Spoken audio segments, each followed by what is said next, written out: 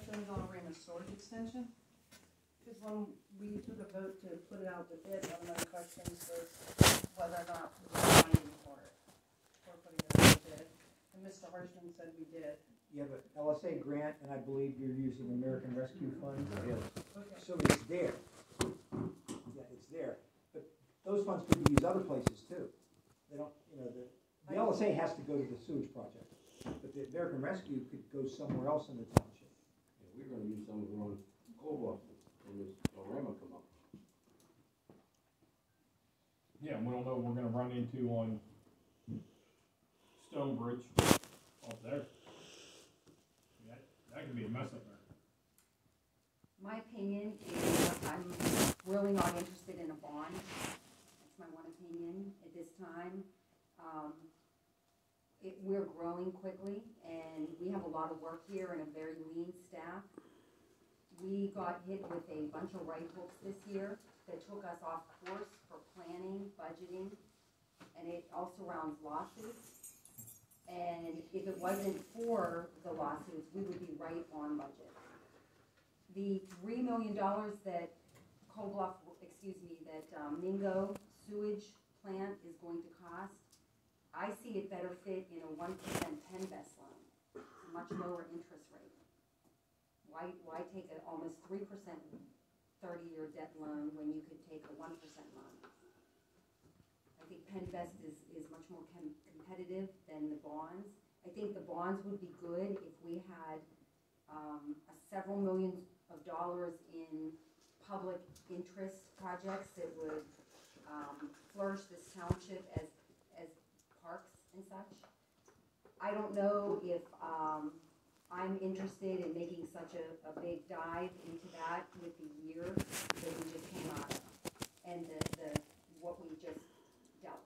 I think maybe if some of these decisions settle in, I need to hear some more. But that's where I stand right about now. Have we ever done a bond? No. Okay. We've done the PennVest loans though. Yes. We've had pretty good luck with them. Yes, they're 1%. Okay. I guess that's something we gotta look at way out the options of.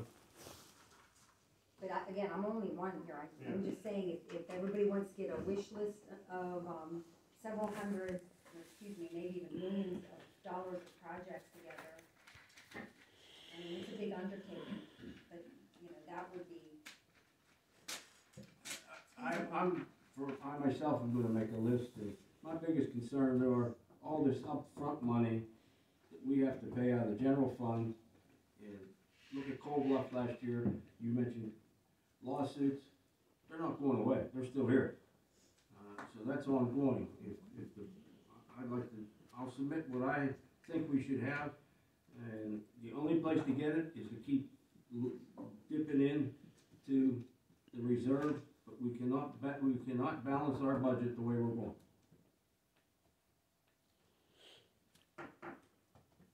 So let's get some numbers in, and then we can talk about it. Okay. Anybody else, any thoughts? Okay, moving on to item 5, discuss SEREMS appointments and meetings. Terry?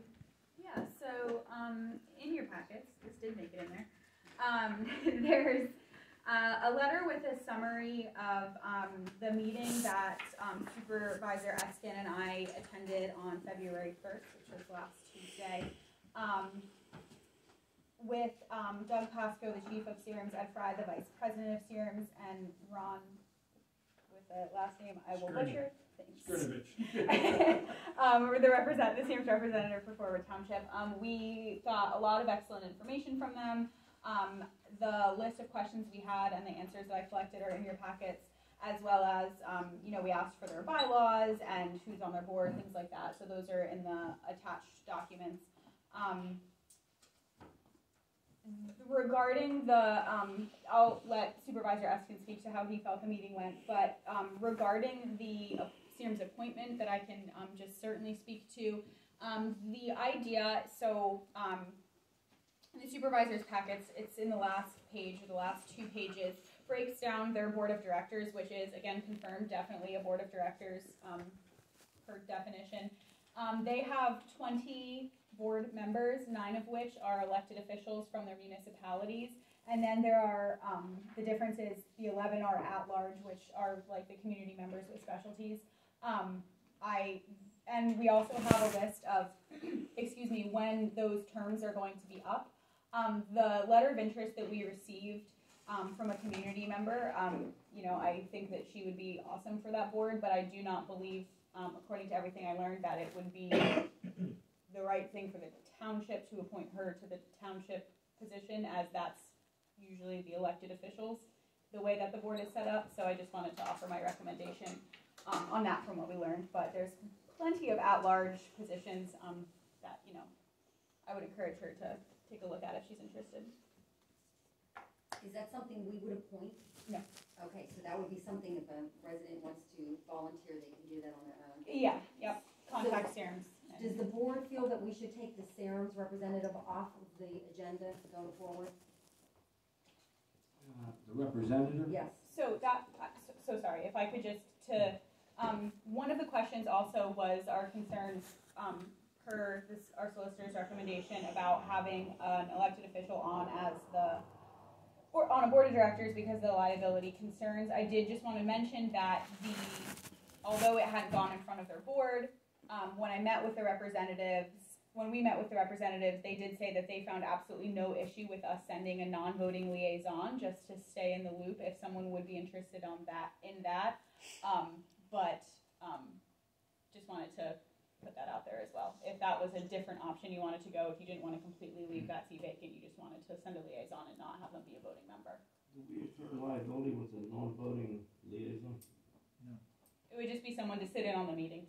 And they were telling us that, because we asked them, like, you know, Mr. Swett, when you talked about what happened with you guys, and so we asked them about that, and they said that they have insurance on their guys. There's no financial obligation. If anything would happen, a bill doesn't get paid, and is that, you know, they say that they have insurance on that, and I'm asking you this The question. insurance doesn't cover 941 payroll taxes, I guarantee you that. Okay, yeah, just while we're at, That's the big hit.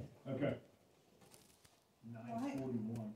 So there are other 8 communities are okay with this. I don't represent the other 8. I I would get it, advise them not to. but Yeah. the other 8 communities, okay. I mean, what's the importance of being a board member? We have no I mean, vote, they'll take your 30,000 with or without. yeah, a we member being a have board no member. I don't voting. think there's any time. Yeah, the only thing is we have no say-so in Yeah. what they do. Gary, And as far as the 8 communities, have you known any other communities that got sued federally by a pro se litigant? Okay.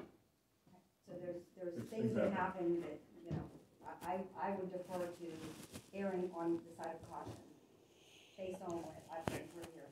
So there's no opportunity to have a representative, because the packet says like the representatives kind of go and state for their own community. Is there any way to have someone in that position without? we could have somebody to go, anybody could go to any meeting. And you can actually speak at the meeting, but you just don't have a voting privilege. Anybody can show up at their meeting. You just don't have, if we don't have anybody on the board, we have no vote. Anybody, all of us can show up to the meeting and talk, but we just don't have a voting seat. Which, as many as people on there, does it really matter? There's 20. 20. Yeah. And as we said, there's 1 for each community, and 11 at large, which all vote as well. Yes. So if there's community members that want to represent Union Township and their interests, there's plenty of opportunity for citizens to get involved in that capacity as well. You know, if they wanted to put a letter of interest in, you know, we can be represented in other ways. That doesn't necessarily put liability on the township if that's a concern of our solicitor. Question for Gary. Now that the relationship between SEREMS and Union Township is evolving in the way that the $30,000 is a fee for service, am I correct in that? Correct. Okay, so we went from donating last year to now a fee for service of $30,000. Is it even ethically appropriate to have board representation on someone that we're paying for as a business model? Specifically when if I'm understanding what I read here correctly, the business model is predicated on almost shares of, business ownership. Not ownership per se, but the 9 communities are making the decisions that regulate all of SERMS. Am I missing that? Is that? 9 communities in addition to 11 other at-large voting members that can be from anywhere. I just think the relationship is changing quickly. It is. Well, what happens if they've asked for 30? What if the board votes 20? What would SEREMS do? Although that wasn't explicitly asked, they did say that that it is a bill for service, and in the event that they would no longer serve us, because that was something that we were concerned about, making sure that we absolutely had EMS coverage, of course. They would have to notify the state and then give the township 90 days notice that they're not serving us anymore. I guess the other question I would have, if it's a bill for service, What are they offering? why not tie it to the service that's provided? I mean, how many ambulance call-outs did they have in Union Township last year? Was it 10? But they 70 a month.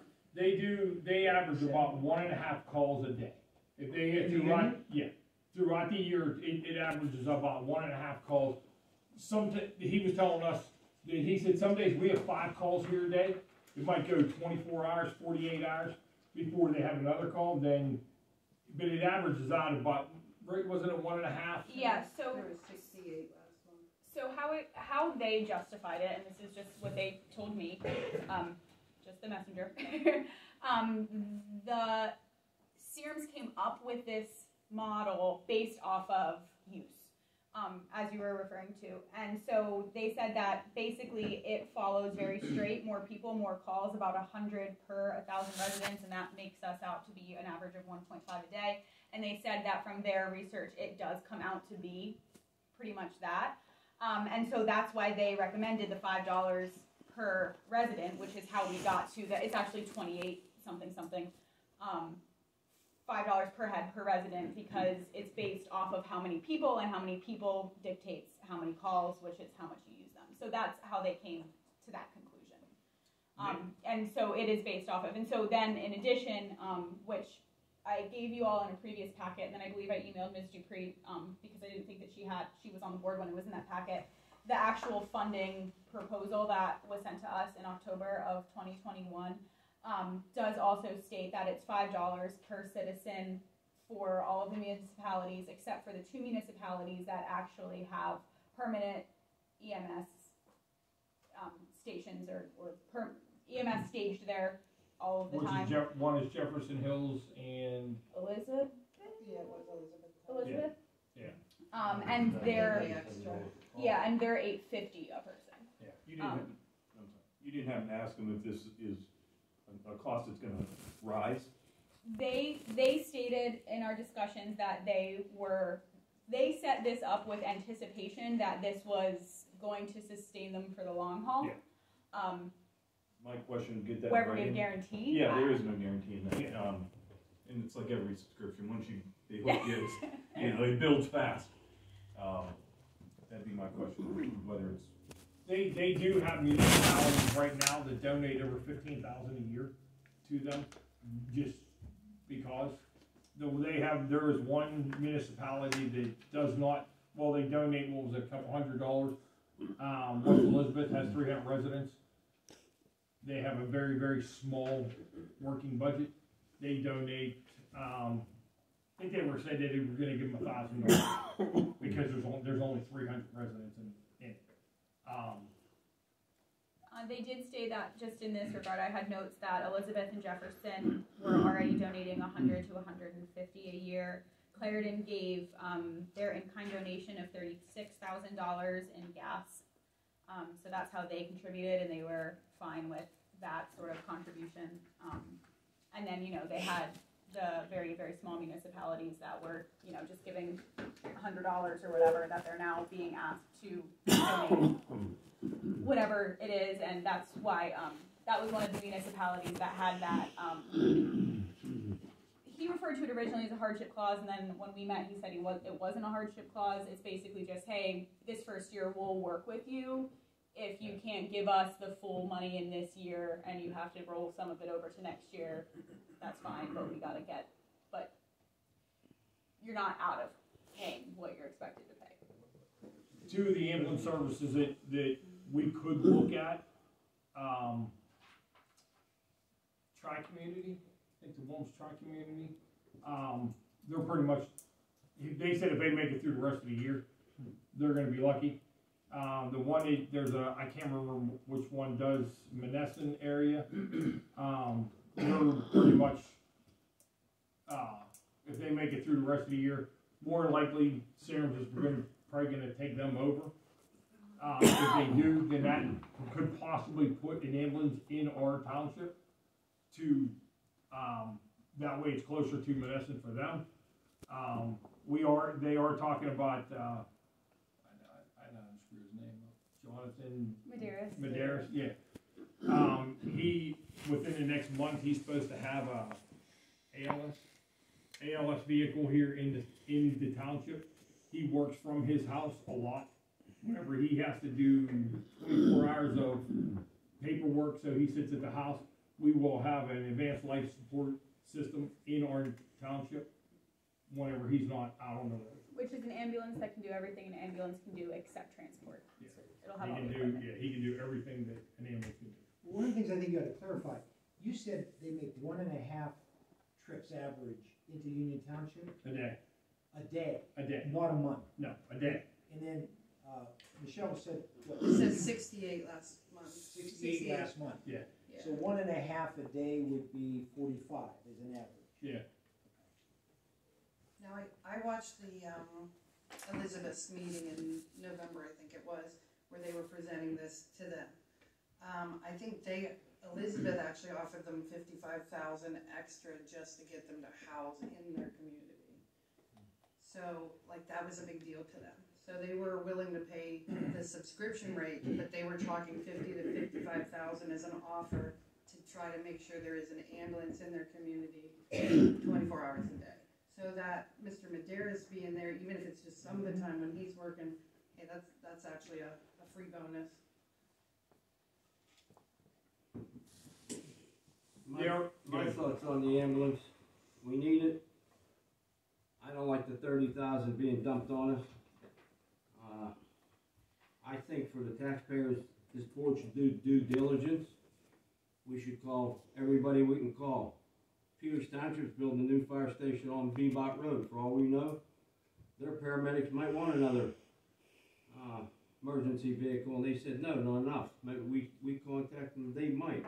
But in the interim, we should contact everybody we can, but we should pay our share. $2,500 a month is what we should be paying. We should pay for January, we should pay for February, and we should wrap this up in the next month if somebody else wants us or not, unless they can't give us a decision. That's my thought. I think that's fair. I mean, it's. Yeah, they're willing to work with us on the pay, whether we pay monthly, weekly, quarterly. Well, They that's have not a the lot of issue. lot of them. It's just the money itself that we were not budgeting for. Well, and that's he said that they've been working on this for 2.5 years. They started this 2.5 years ago working on it. I said, why did we just find out about it? You come to us in October, November, and dump $30,000 on us. Why? And he said, you guys should have known. Well, we didn't know. This is why we're having these meetings. Did they say what they were gonna do with the windfall of $500,000? No. Well, I mean, they did say, like, an average ambulance right now costs them. I think in the packet I got from Terry, it did list what they were gonna do with the money. Just to get an ALS ambulance up and running, $750,000. One. You know, our ambulances are getting older. They need to start replacing stuff, and they just don't have the money coming in. You know, for what they say. Business. Yeah.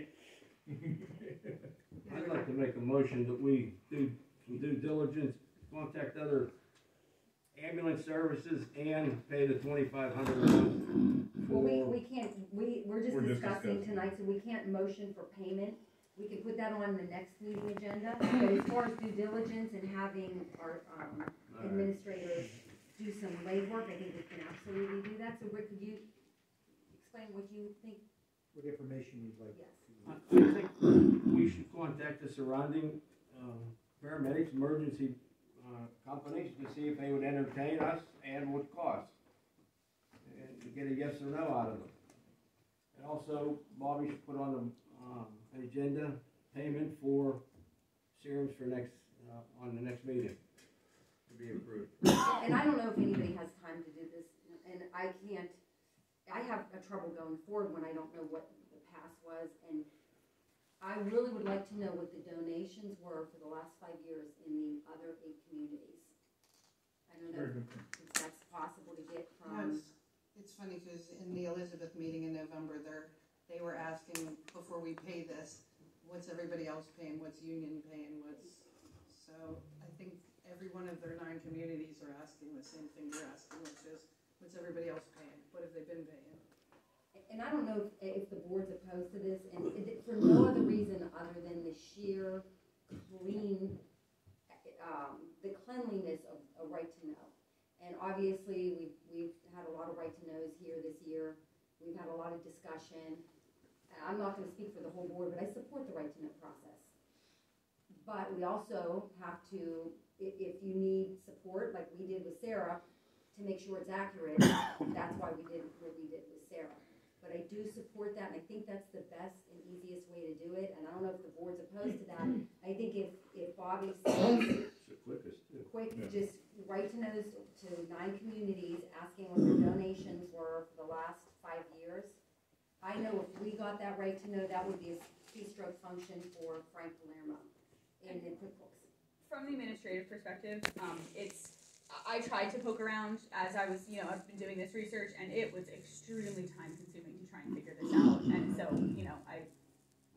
I'll do it, of course, but from our end, a right to know would save us a whole lot of hours. And it would, I think unless the board's opposed to that. Yeah, absolutely do it.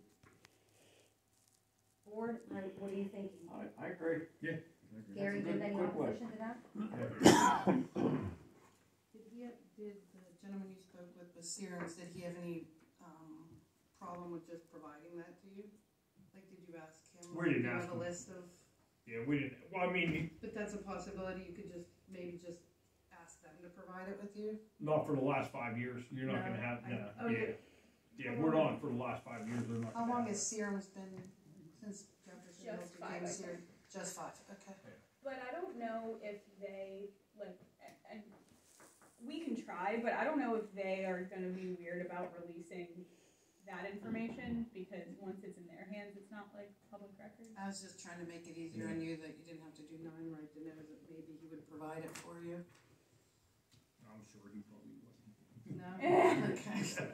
You guys met with him, not me, so I don't know how that Well, I don't worked think it's that. I think it's correct to ask Yeah. the municipalities who are actually paying it, and Get it that straight is from the them. simplest way. I don't think we need a motion for that. That's an administrative function, but I think that would help the board in understanding. How did, if the other municipalities have been paying and donating so much, how has it been accepted for so long in Union to only pay 1,000? I'm a little confused on that, to where we jump from there to here. All right, any other thoughts from the board?